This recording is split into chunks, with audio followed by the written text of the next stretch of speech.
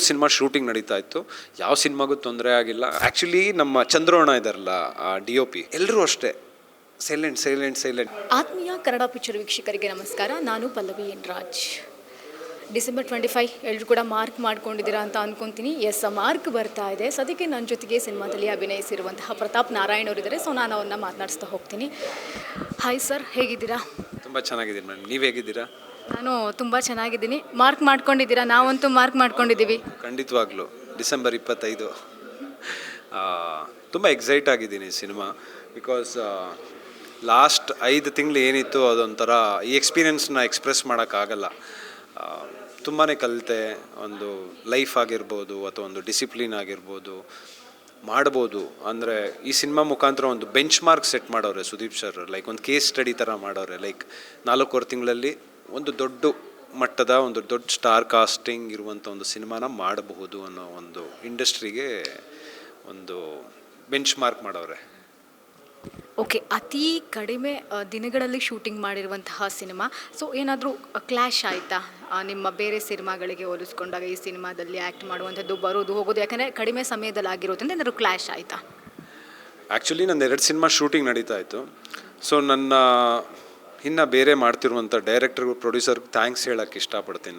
ನಾನು ಅವ್ರಿಗೆ cinema commit ಆಗಿದ ತಕ್ಷಣ ಹೇಳಿದೆ, ಸರ್ ಹಿಂಗಿದೆ. ಆ್ಯಂಡ್ ಇನ್ನೊಂದು ಖುಷಿ ವಿಷಯ ಏನಂದರೆ, ನನಗೆ ಡೇಟ್ಸ್ ಫಸ್ಟೇ ಕೊಟ್ಬಿಟ್ರು. ಆ್ಯಂಡ್ ಎಷ್ಟು ಚೆನ್ನಾಗಿ ಪ್ಲ್ಯಾನ್ ಮಾಡಿದರು ಅಂದರೆ, ಸೊ ನಾನು ಈ ಡೇಟು ನಾನು ಮಾರ್ಚ್ ಸಿನಿಮಾಗೆ ಡೇಟ್ ಕೊಟ್ಟಿದ್ದೀನಿ, ಈ ಟೈಮಲ್ಲಿ ನಾನು ಫ್ರೀ ಇರ್ತೀನಿ ಅಂತ ಹೇಳಿದೆ. ಸೊ ನನ್ನ ಪ್ರೊಡ್ಯೂಸರ್ ಆಗಿರ್ಬೋದು, ಡೈರೆಕ್ಟರ್ ಆಗಿರ್ಬೋದು, first thing, sir Sudeep sir cinema ದಯವಿಟ್ಟು ನಾವು ಸಪೋರ್ಟ್ ಮಾಡ್ತೀರಿ, ನೀವು ಡೇಟ್ಸ್ ಫಸ್ಟೇ ಕಳಿಸ್ಬಿಡಿ ನಮಗೆ, ಅದ್ರ ಪ್ರಕಾರ ನಾವು ಪ್ಲ್ಯಾನ್ ಮಾಡ್ಕೊಳ್ತೀರಿ ಅಂದರು. ಆ್ಯಂಡ್ ಲಕ್ಕಿಲಿ ನನಗೇನು ನಮ್ಮ ಪ್ರೊಡಕ್ಷನ್ ಮ್ಯಾನೇಜರ್ ಬಾಬಣ್ಣ ಅವರು ಡೇಟ್ಸ್ ಕೊಟ್ಟರು. ಒಂದು ದಿವಸನೂ ಈ ಕಡೆ ಆ ಕಡೆ ಆಗಿಲ್ಲ. ಇನ್ನು ಆ್ಯಕ್ಚುಲಿ 1-2 ದಿವಸದ ಮುಂಚೆ ಶೂಟಿಂಗ್ ಬೇಗ ಮುಗಿಸ್ಬಿಟ್ಟಿದ್ದೀವಿ. ಲೈಕ್ ಸಪೋಸ್ 10ನೇ ತಾರೀಕುವರೆಗಿದೆ ಅಂದರೆ 8ನೇ ತಾರೀಕೆ ಮುಗ್ದಿರುತ್ತೆ ಆ ಶೆಡ್ಯೂಲು. ಸೊ ಆ ರೀತಿಯಲ್ಲಿ ದೇವ್ರ ದಯೆಗೆ ಮೇ ಬಿ ಒಂದು ಒಳ್ಳೆ ಕೆಲಸ ಮಾಡ್ತಿರ್ಬೇಕಂದ್ರೆ ದೇವರು ಎಲ್ಲ ಕಡೆಯಿಂದ ನಿಮಗೆ ಸಪೋರ್ಟ್ ಮಾಡೋದಂತೆ. ಸೊ ಹಂಗೆ ನಾನು 3 ಸಿನಿಮಾ ಶೂಟಿಂಗ್ ನಡೀತಾ ಇತ್ತು. ಯಾವ ಸಿನಿಮಾಗೂ ತೊಂದರೆ ಆಗಿಲ್ಲ. ಆ್ಯಕ್ಚುಲಿ ಲಾಸ್ಟ್ 5 ಮಂತ್ಸ್ ನನ್ನ ಲೈಫಲ್ಲಿ ತುಂಬ ಬ್ಯುಸಿಯೆಸ್ಟ್ ಲೈಫ್. ಯಾಕಂದರೆ ನಿದ್ರೆ ತುಂಬ ಕಡಿಮೆ ಮಾಡ್ತಾಯಿದ್ವಿ, ತುಂಬ ಟ್ರಾವೆಲ್ ಮಾಡ್ತಿದ್ದೆ. And it was a wonderful experience. ನನಗೆ ಲೈಫ್ ಲಾಂಗ್ ಹಿಂಗೆ ಇಷ್ಟು ಬ್ಯುಸಿಯಾಗಿರಬೇಕು ಅಂತ ನಾನು ದೇವ್ರನ್ನ ಅದೇ ಬೇಡ್ಕೊಳ್ತಾ ಇರ್ತೀನಿ. ಹಿಂಗಿದ್ರೆ ಎಷ್ಟು ಚೆನ್ನಾಗಿರುತ್ತೆ. ಯಾಕಂದರೆ ನಿಮ್ಗೇನು ಥಾಟ್ಸೇ ಬರಲ್ಲ. ಕೆಲಸ ಒಳ್ಳೆ ಸಿನಿಮಾ ಮಾಡಬೇಕು ಆ್ಯಂಡ್ ಒಳ್ಳೆ ಜನರ ಜೊತೆ ಟೈಮ್ ಸ್ಪೆಂಡ್ ಮಾಡಬೇಕು. ಆ್ಯಂಡ್ ಈ ಸಿನಿಮಾ ಮುಖಾಂತರ ನನಗೆ ಅದೆಲ್ಲ ಸಿಕ್ತು ಮೇಡಮ್.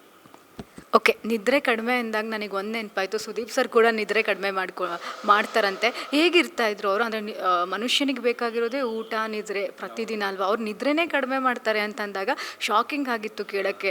ಮತ್ತು ಅವ್ರು ಎಲ್ಲೋ ಅದನ್ನು ತೋರಿಸ್ಕೊಳ್ತಾ ಇರಲಿಲ್ಲ. ಇವಾಗ ಬಿಗ್ ಬಾಸಲ್ಲಾಗಿರಬಹುದು, ಹಂಗೆ ಕಾಮಿಡಿ ಮಾಡಿಕೊಂಡು ಸ್ಟ್ರಿಕ್ಟ್ ಆಗಿದ್ರು. ಮತ್ತು ಸಿನಿಮಾದಲ್ಲೂ ಅಷ್ಟೇ, ಅಷ್ಟೊಂದು ಕಡಿಮೆ ಸಮಯದಲ್ಲಿ ಸಿನಿಮಾ ಮಾಡ್ತಾರೆ ಅಂದರೆ ನಿಜ ಅದೊಂದು ಗ್ರೇಟ್ ಆದಂತಹ ವಿಚಾರ ಅಂತ ಹೇಳ್ಬೋದು. ಅದ್ರ ಬಗ್ಗೆ ಹೇಳೋದಾದರೆ ಮೊನ್ನೆ ಒಂದು ಇಂಟರ್ವ್ಯೂ ನೋಡ್ತಿರ್ಬೇಕಾದ್ರೆ ಸೇಮ್ ಇದೇ ಕ್ವಶನ್ ಸುದೀಪ್ ಸರ್ ಕೇಳಿದ್ರು.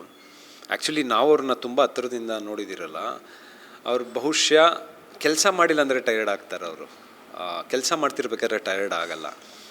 ಆ್ಯಂಡ್ ನಾನು ಫಸ್ಟ್ ಟೈಮ್ ಸೆಟ್ಟಲ್ಲಿ ಬೆಂಗಳೂರಲ್ಲಿ ಕಂಠೀರವ ಸ್ಟುಡಿಯೋಲ್ಲಿ ಶೂಟಿಂಗ್ ನಡೀತಾ ಇತ್ತು.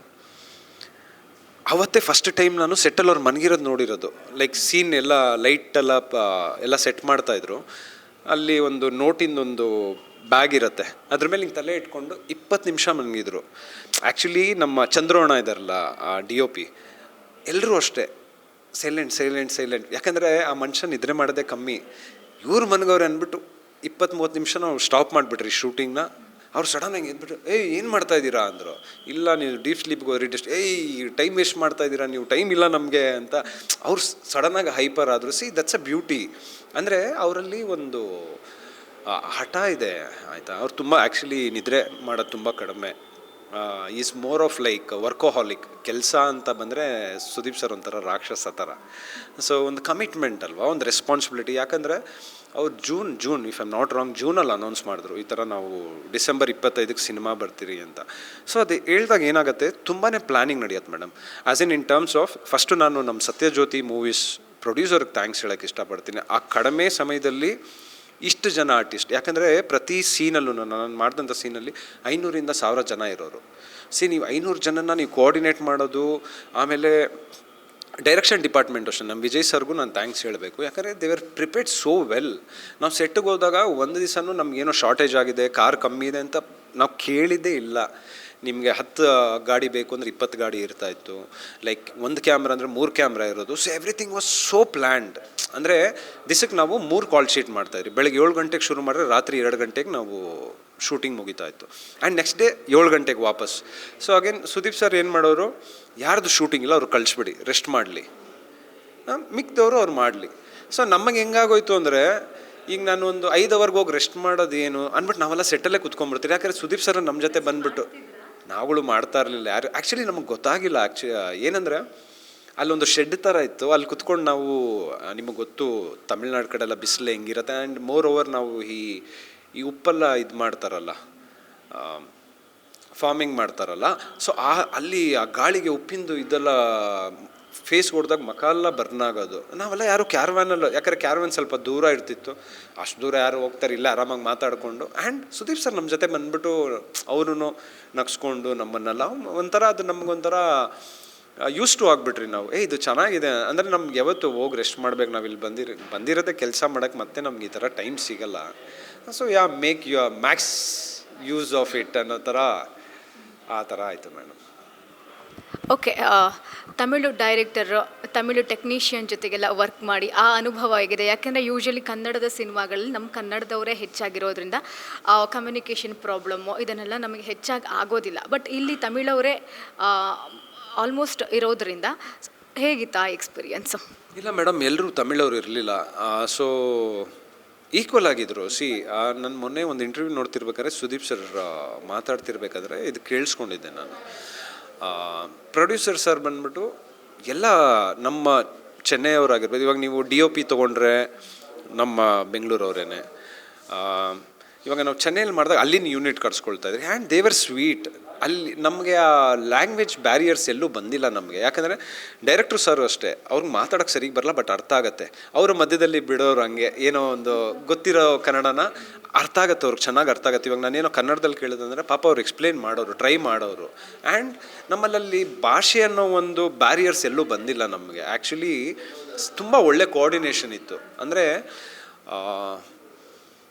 ಒಂದು ವೆಲ್ ಪ್ಲ್ಯಾನ್ ಟೀಮ್ ಇದು. ಸೊ ಪ್ರತಿಯೊಂದು ಮಾರ್ಕ್ ಮಾಡಿಬಿಟ್ಟಿದ್ರು, ಇದು ಹಿಂಗೆ ಆಗಬೇಕು, ಇಷ್ಟು ದಿವಸದಲ್ಲಿ ಮುಗಿಬೇಕು. So that was a beauty. And like you said, ನಮ್ಮಲ್ಲಿ ಯಾವುದು ಲ್ಯಾಂಗ್ವೇಜ್ ಬ್ಯಾರಿಯರ್ಸ್ ಆಗಿಲ್ಲ. Communication was super.